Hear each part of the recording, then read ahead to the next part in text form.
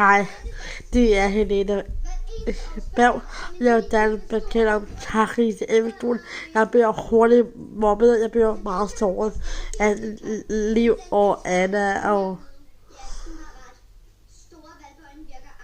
Ja. Og Marika. De har ikke set os. I nåede at besøge glad, og I kom ikke, men jeg vil gerne I kommer klart. Men jeg bliver også mobbet under en person, så jeg har svært for tiden.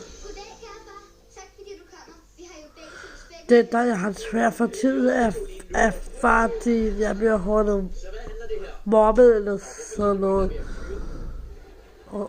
Og sådan noget. Den dag jeg blev mobbet, jeg har fældt en pige i sit liv. Hun var så irriterende, fordi hun mobbede mig,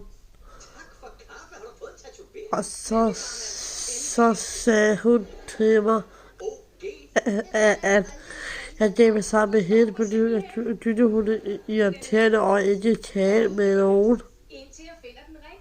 Og heller ikke tale med hendes venner om noget. Det er virkelig irriterende, jeg må ikke klare sig om noget eller noget. Men det er meget hårdt tid.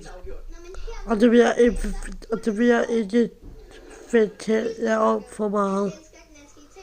Så I have nogle af og vi ses.